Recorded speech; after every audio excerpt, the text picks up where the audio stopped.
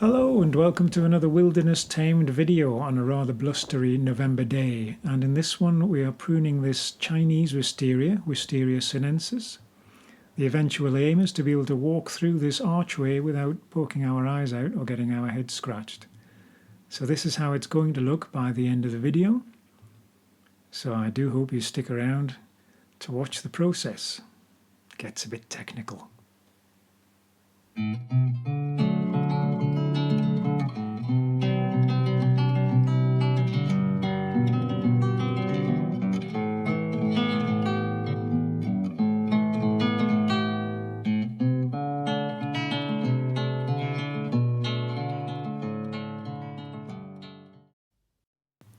Before we get our hands dirty, let's understand the star of today's video, the wisteria. Originating from East Asia, wisteria comes in a variety of species, the Chinese and Japanese varieties being the most popular. They typically bloom in late spring to early summer and are often very, very highly scented. Now, why do we need to prune wisteria? Pruning is crucial for controlling its growth, shaping the plant and promoting more flowers. The best time for major pruning is in late winter when the plant is dormant. November is also a good time to do it, especially if, like me, you're about to go away on holiday. So I need to get this done now.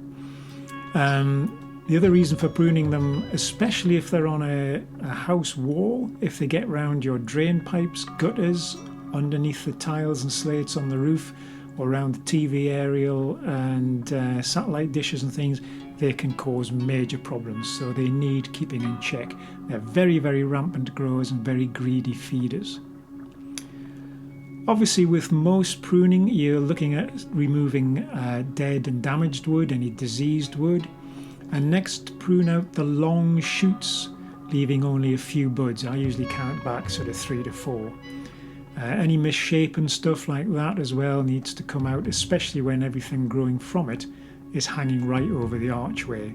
So rather than having to duck and dive and weave to get through the archway, it's much nicer just to be able to walk upright rather than looking like you're auditioning for a Planet of the Apes or something.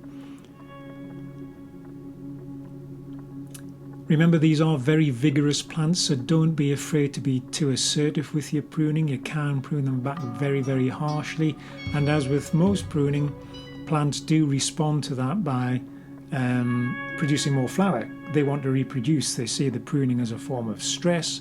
It's like an injury to them, so they immediately want to start thinking about pruning extra flowers.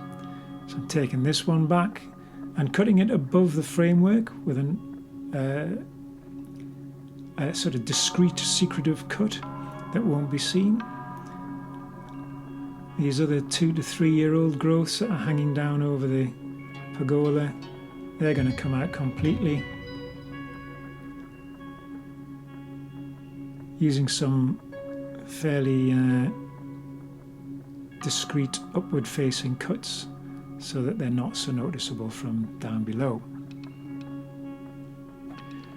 When you're buying wisteria from a garden centre, I wouldn't recommend that. I'd recommend going to an actual plant nursery.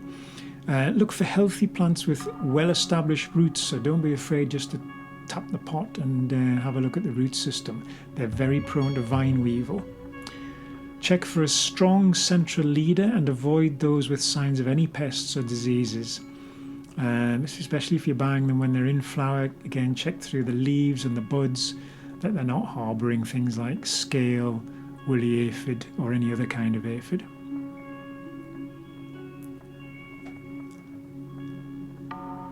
As I mentioned before, they're a very greedy feeder because they're so vigorous. In a botanic garden I used to work at, we'd literally dump a wheelbarrow full of well-rotted stable or farm manure around the base of these plants to give them a good boost through the summer for their growing season. But this is an example of what they put on through the summer.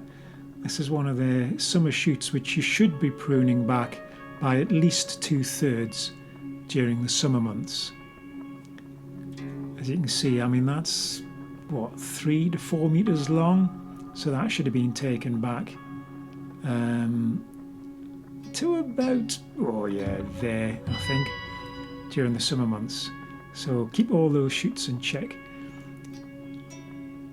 And then in the winter you come back to the similar sort of shoot and take it back 3 or 4 buds, and I've aimed for an upward facing bud on that one. Now here's a bit with a bit of dead wood on it, so I want to remove that straight away.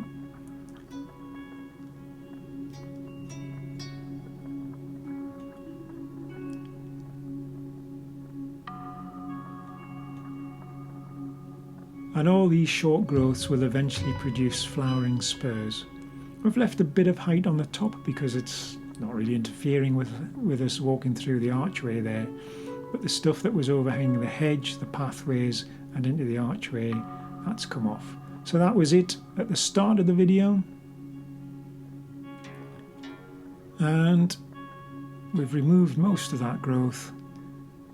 Still got a decent framework and plenty of branches and plenty of spurs to produce plenty of flower for next May-June time. Hope you've enjoyed that. See you in the next one.